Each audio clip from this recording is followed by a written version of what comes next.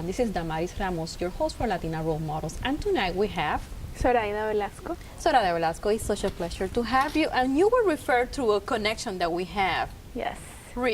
Ricardo. I love and hate him. And I tell him on TV and I tell him to his face to love and hate him. But tonight it's about you. So I would like to hear your story. And for people who know you, know the professional that you are, to know who you are. What's your story? So, Damaris, I was born in Colombia. My mother is Colombian. My father is Peruvian. So when I was about 8 months old, we moved to Peru. My parents actually met in Spain going to law school. They moved to Colombia for my dad to meet my mom's family. And then after a couple of years there, we moved to Peru for my dad's work. So do you feel Colombian or Peruvian? Well, I tell people I have an identity crisis because I then lived in Peru. My younger brother was born there. And when I was 3 years old, we moved to Venezuela because of my dad's job as well. And I spent most of my childhood in Venezuela. And so I feel like I have a little piece of my heart there as well, you know? And so then we lived there for 10 years. When I was 13, we moved to New Jersey. My dad was going to NYU for postgraduate studies. And my brother and I moved first with my dad because he was starting school, and my mom stayed behind in Venezuela, selling all of their assets and kind of getting everything in order to get everything moved. And for us, I think that was one of the hardest struggles.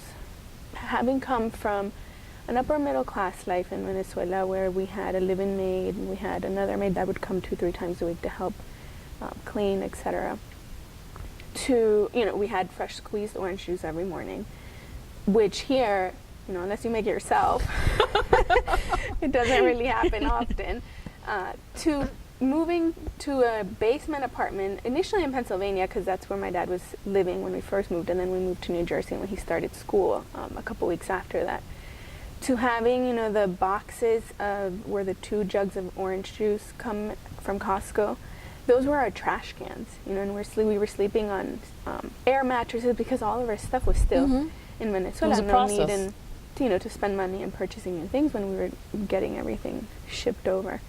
And so for 4 months, my brother was 11, I was 13, we kind of were forced to grow up a little bit quicker than How do you average. think that experience changed you? Because it was a shock. What about the language too? So how did it change you? And then talk to me about the language. So I think at first it was very shocking. A 13-year-old to begin with, I'd venture to say 80-90% of 13-year-olds already don't like their parents, no matter where you live, right? And so for me, I couldn't understand why my parents were doing that to us. I was blessed, and in retrospect, I know that it was an opportunity. But during that moment, I couldn't understand it. I would cry myself to sleep every night. I missed my friends. I missed my life. I missed my mom. So, we had to walk to school, which we'd never had to do. We had to live in the winter, which we'd never had to do. Are you older than your brother? Yeah, I'm older than my brother, so I was 13. In a sense, you had to also help with him? Right. So I remember we would have to, so my dad would wake up first. We had obviously one bathroom. He would shower, wake me up.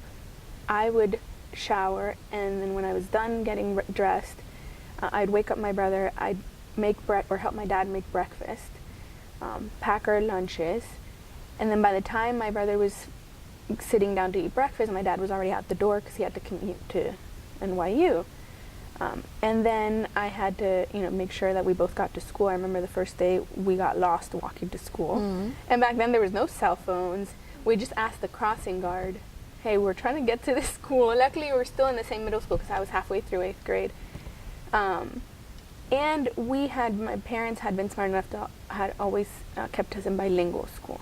And so back in Venezuela? Back in Venezuela. So the language was not an issue? The language was not an issue. It was still shocking because we had an accent and we didn't speak English every day, and so instead of saying vitamins, I would say vitamins. But that eventually... Don't worry, I still say things like that. Right. You still can sometimes hear the accent, but initially that was, people would make fun of you. I would spend the lunch breaks in the bathroom. Which right now they will call it bullying. Right, yeah. Bullying. But I'd spend the lunch breaks in the bathroom until I could finally, find a group of friends that I blended with, etc. So it was a challenge. Obviously, in retrospect, it was the How do best you opportunity. think that affect you, or did it make you a stronger woman? I think it made me stronger because shortly after that, we moved to Florida when I was 15. So we lived there for about a year and a half. My dad was done with school, got a job, and then looked for better quality of life in Florida. And so I was forced to learn how to make friends, you know, and I think I became more social because I had been... What do you mean by first? Well, I had been with the same friends ever since I could remember in Venezuela, you know, since first grade through 8th grade. My entire school was 400 kids, K through 12. And so you knew not only your classmates, but their siblings and their cousins and their parents. It was like and a their family, extended Right. family. Mm-hmm. And so you never really had to make new friends. They were just there. They were your friends from always. And so moving to first New Jersey and then to Altamont Springs here in Florida, I realized I either wake up and shake this, you know, not liking my parents thing out of the way and learn how to make friends, or I was going to be miserable. What helped you through that time to overcome that? That's a good question. I think my family was a big support. In New Jersey, we had very little family. We had some extended family. And here in Florida as well, we don't have any, you know, all my parents' siblings live in Peru or Colombia. But I think my parents have always been very open with us. And even though back then I couldn't understand, I look back and, you know, they were always very clear on why they were doing things. And at one point, we actually, you know, we had my dad's working visa, and they had applied for a green card, but for Canada, because they were trying to figure out, you know, what to do. And one of their main things was making sure that we had a legal status here, you know, that we didn't lose status. And so they had applied for the Canadian residency, and we got it. And I remember my parents sitting my brother and I down, explaining, you know, this is an opportunity. And we said we couldn't do it again. And they trusted, you know, what we wanted, and we stayed. Wow. Wow. So basically you're telling me communication was what helped you and your parents to overcome the changes. Mm-hmm. But, you know, I applaud them because for them to listen to you and your brother at that point, I guess probably they thought it was a lot of changes back then, and you were mature enough to have your own, you know, opinion about it. Right. You know, we had I think that was very wise of them. What do you think? Yeah, absolutely. I mean, and they left everything behind too. You know, all their friends, we had some relatives in Venezuela. Are you close to your parents? Very, very close, yeah. And so, you know, and they came, you know, my mom was 46 years old and didn't know any English, and she now speaks fluently. Oh. So she learned English at 46. So tell me about your education. So, like I told you, I've been in bilingual school since I was 2. I graduated high school at Lake Brantley High School in Altamont Springs. Went to UCF. I did a bachelor's in international economics at UCF. Did a bachelor's in business administration at a school in France. I had always wanted to learn French. Since high school, I took AP French, etc. In college, I was taking French classes. But I wanted to improve my French. And the only offerings UCF had was study abroad, but French language courses, like over the summer, 2 or 3 months. And I had actually already been taking extracurricular not extracurricular, but courses outside of my degree in like diplomacy and international relations that weren't really counting towards my degree because I didn't have a lot of guidance to begin with. So I was already not going to graduate in 4 years. And so doing extra classes in a foreign language was going to delay me even more. And so I found a program from a school in France that offered, if you came in with junior standing, you did a year of a bachelor's in France, and they would accredit your other 3 years, and you have a bachelor's degree from the school. So you in ended France. in France. So, I'm sorry? You end up in France. So I ended up in France and establishing the first foreign exchange program for the College of Business at UCF. Oh, wow. So after that, you came back? So after that, I came... So tell me about what is it that you're doing during the day. What is your job?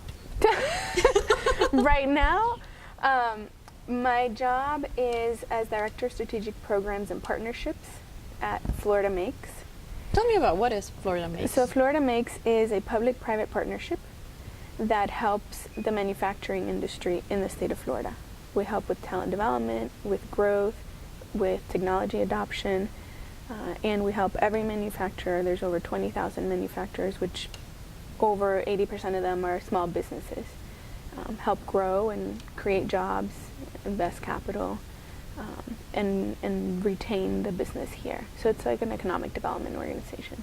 Give me an example of like a regular client. How do you help them? So I don't help the clients directly. I manage our strategy internally to make sure that all our ducks are in a row, that people's responsibilities towards that strategy are in line, and I manage our external relations in terms of our legislative affairs and our partners with other organizations like universities or manufacturing associations. But our regular clients receive an assessment from what are called business advisors. Okay. And so business advisors are like consultants, and they go in and they do assessments for the companies, and they help them figure out where do they need help, whether it's marketing, whether it's workforce, whatever, and they will direct them to third-party providers who will then specialize in whatever it is their need. And we kind of manage that relationship and that project and make sure that it comes through fruition. So the business advisor is really the one interacting the most with the companies. I deal more with the organization as a whole. Okay, sounds very interesting. Tell me a little bit more, like, right now we have an audience of young women and women in general. So when they look at you and they look everything that you have overcome in life, which again, women like us, when we see challenges, we turn them into opportunities. What would be your advice? So I would say, first, don't let anybody tell you you can't do it. When I went to France, the dean said, "Oh, you can't do that. You're already almost graduated." And I said, "Well, I'll withdraw from UCF and go do this because I'll still have a bachelor's, know." And then I went to graduate school. I lived in Boston for part of it. I lived in South Africa for part of it, and I lived in Madrid for part of graduate school. And so, people thought I was crazy because I was already married. My husband was here, and not everybody has that opportunity. But we said we're going to do it, and we'll figure out how we will pay the debt and survive this, and we did. But the other thing I would tell people or young women is always remember that there's somebody below you that is going to need a hand up. Just as somebody at some point gave me a hand up the ladder, always keep one, going down to try to help somebody else up. Be a mentor for others too. Be a mentor for others. I remember where you're coming from. Right. It has been such a pleasure to have you tonight. It has been a pleasure to listen to your story. I think it's a beautiful story. I love the travel. I know the crisis identity that you feel that you have, but it's precious. It makes you who you are, you know? Thanks for coming. Thank you for having me. This has been Damaris Ramos for Latina Role Models. Thank you. Good night.